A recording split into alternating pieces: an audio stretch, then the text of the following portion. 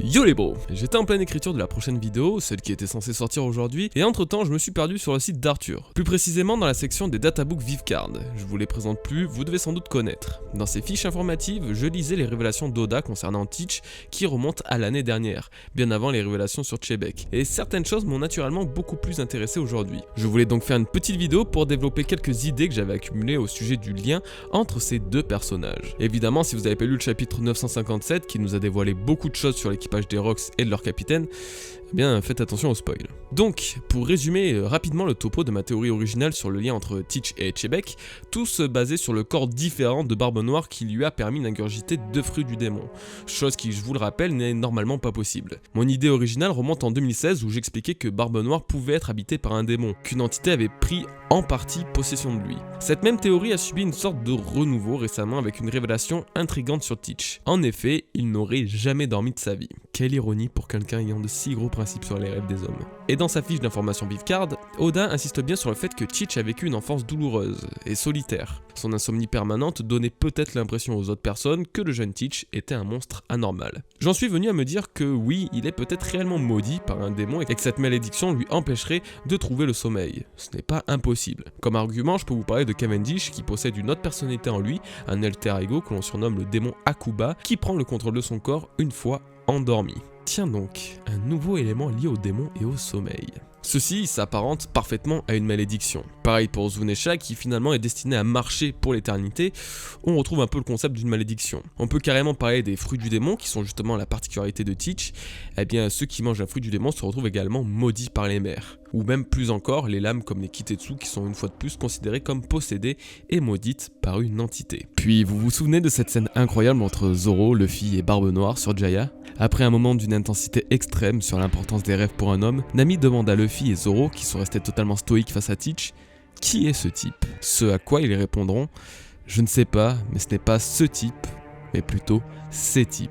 Nami leur dira pourtant qu'il était seul, ne comprenant pas réellement la remarque des deux Nakama. Sans se poser de questions, nous pourrons penser qu'il s'agit de l'équipage de ce pirate et que Zoro et Luffy parlaient de lui ainsi que de son groupe. Mais si Oda avait volontairement rendu cette scène tendancieuse, ambiguë, pour nous faire passer un message, si Zoro et Luffy ne parlaient de personne d'autre que Teach et l'entité qui sommeille en lui. Si je vous dis ça, c'est pour 2 raisons.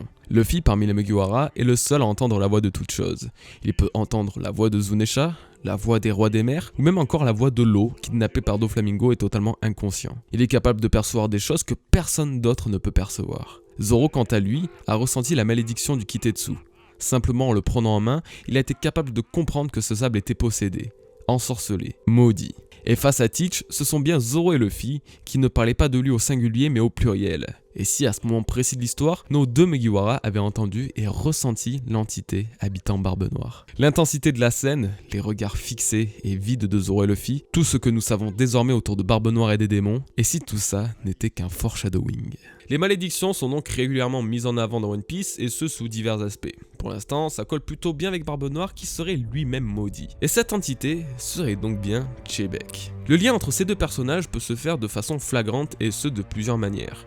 Déjà, le bateau de Barbe Noire se nomme le sabre de Chebek. Naturellement, c'est l'un des éléments qui a le plus choqué les lecteurs lorsque le prénom du capitaine des Rocks a été dévoilé, et ainsi a fait le premier lien entre eux. Surtout que la proue des navires de Barbe Noire ressemble étrangement à la proue du navire de Chebek. Elles possèdent toutes les 2 une tête de mort. Et pour couronner le tout, Chebek semblait posséder un sabre, ou du moins c'est ce que nous pouvons distinguer dans une toute petite case du chapitre 957. Vous croyez toujours que c'est une coïncidence que Teach ait renommé son bateau le sabre de Chebek? Teach et Chebek, encore une fois, ont également partagé la même île, la ruche, Honey Island. Ce sont les seuls éléments concrètement reliables entre eux et donc suffisamment importants pour théoriser sur leur origine. Par la suite, il y a d'autres indices intéressants mais qui sont un tout petit peu plus subjectifs. Par exemple, l'équipage des Rocks était assez sanguinaire pour en venir à s'entretuer.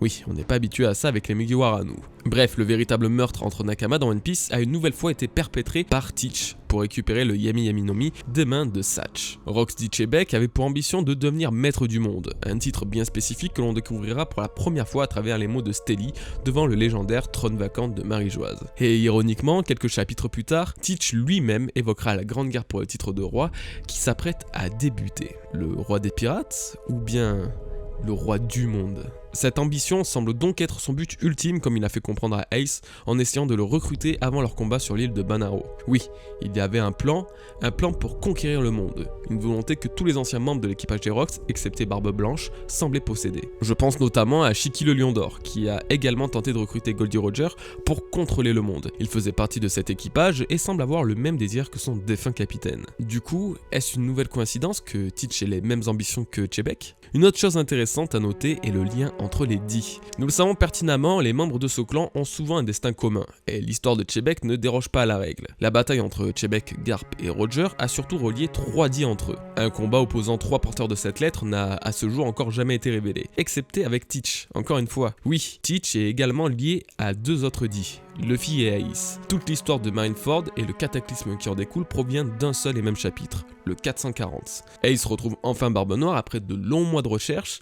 ce dernier tente de le recruter dans son équipage pour contrôler le monde, en commençant par capturer un certain pirate nommé Monkey D. Luffy.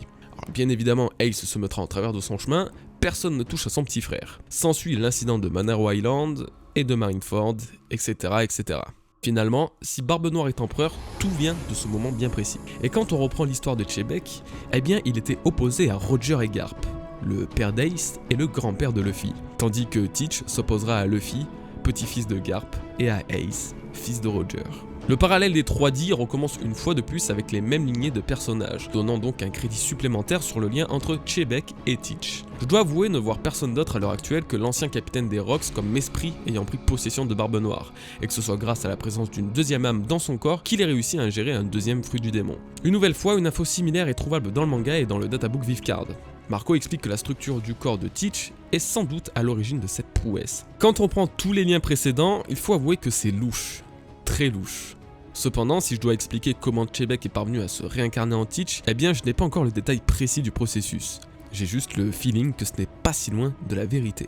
Ok, bon, je pense désormais avoir sorti mes plus grands atouts pour vous convaincre du lien entre ces deux terreurs, et je dois dire que même encore maintenant, je suis surpris de toutes ces évidences. Après, honnêtement, ça reste de la théorie, tout sera peut-être faux au final, ce n'est qu'un méli-mélo d'idées que je me permets de vous dévoiler dans cette vidéo. En tout cas, s'il y a réellement un parallèle entre ces deux personnages, je ne peux m'empêcher à repenser à cette théorie sur Barbe Noire qui tuera Shanks. Si c'est réellement le cas, alors peut-être que Chebek aura également tué quelqu'un d'important lié à Shanks ou Roger, et que tout ça nous sera dévoilé à un moment crucial de l'histoire. Je vous remercie d'avoir regardé cette toute petite vidéo pour le coup les bros, j'espère qu'elle vous aura plu malgré tout. On se retrouve bientôt pour une grosse vidéo sur un sujet très brûlant, et en attendant, portez-vous bien. Peace les bros.